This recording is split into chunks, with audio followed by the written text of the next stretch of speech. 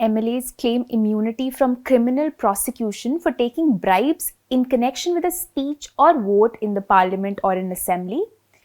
A five-judge constitution bench had ruled in 1998 that MPs have such immunity under the constitution, but 25 years after this judgment, another five-judge bench is now considering whether this 1998 verdict needs to be revisited or reconsidered by a larger bench. But what exactly did the 1998 judgment say? How did the issue even reach the Supreme Court again after so many years? And what has happened in the case so far? I'll tell you all of this in today's episode of KYC or Know Your Constitution. Now, to start this story, let me take you back to 1991 when in the general elections, then Congress emerged as a single largest party and it formed the government with P.V. Narasimha Rao as the Prime Minister. However, soon after, in the monsoon session of Lok Sabha in July 1993, a no confidence motion was moved against the government by an MP, Ajay Mukhopadhyay.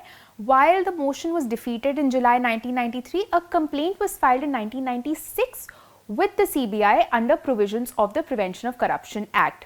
Now, what had happened is the complaint alleged that certain members of parliament belonging to Jharkhand Mukti Morcha and certain others owing allegiance to Janata Dal Ajit Singh group received bribes from Rao and others to vote against the no confidence motion.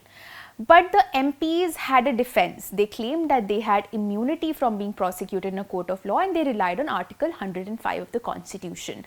Now, let me take a small break here to tell you what Article 105 says. It basically provides for the powers and privileges of the House of Parliaments, its members and its committees, and among other things, the provision says, and I quote, "No member of Parliament shall be liable to any proceedings in any court in respect of anything said or any vote given by him in Parliament or any committee thereof," unquote. Article 194 provides the same immunity to MLAs in the same words.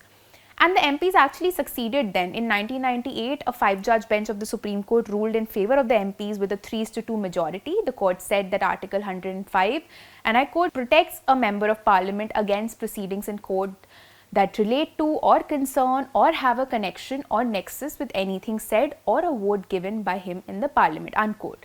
It therefore ruled in simpler terms that those MPs who accepted the bribe and voted on the no confidence motion would actually be immune from criminal prosecution for the offences of bribery and criminal conspiracy because the alleged kickbacks were in respect of a parliamentary vote. However, the court ruled that Ajit Singh, who was a party to the conspiracy but did not cast a vote, will have no protection from the prosecution because the nexus between the vote and the allegation had been lost because he didn't cast the vote.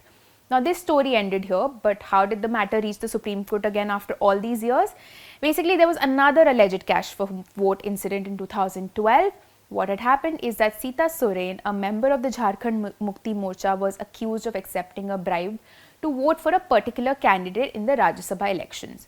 While she did not finally vote for that candidate, a criminal prosecution was launched against her by the CBI and the court took cognizance of the offences under provisions again of Prevention of Corruption Act along with Section 120B, that is criminal conspiracy under Indian Penal Code.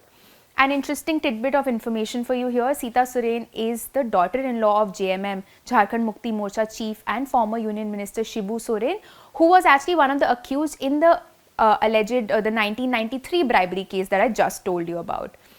Now, coming back to this, the outcome of this case before the Jharkhand High Court, Sita Soren's case was a little different. In February 2014, the Jharkhand High Court ruled that the principle under which Ajit Singh was not granted immunity by the Supreme Court back in 1998 would be applicable to Sita Soren as well. Basically ruled that the immunity under Article 194 would not apply to a legislator who accepts a bribe to vote in a certain manner but fails to vote in that manner, which is what, like I said, she did. She allegedly took bribe to vote for a candidate but did not end up doing that. The High Court judgment was challenged, of course, before the Supreme Court in March 2014 and was placed before a 3-judge bench.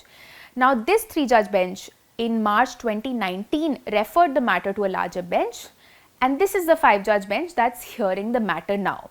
The case came up as recently as on Tuesday when the centre as well as Soren submitted that according to them, the 1998 judgment was perfectly alright, it was the correct position of law. But since In this case, both the central government and Soren backed the 1998 verdict before the 5-judge bench. The bench appointed senior advocate P.S. Patwalia and lawyer Gaurav Agrawal to assist it as amicus. But just to clarify, this 5-judge bench will first decide even if the 1998 judgment needs a relook. It might decide that it does not need a relook. If this 5-judge bench decides that the 1998 judgment does not need a relook, then the case, Sita Soren's appeal, would go back to a 2 or 3 judge bench to hear Soren's appeal basically. That's all I have for you for now. This is Apoorva Mandhani for ThePrint. For more such videos, do subscribe to our YouTube channel and follow us on Twitter, Instagram and Facebook.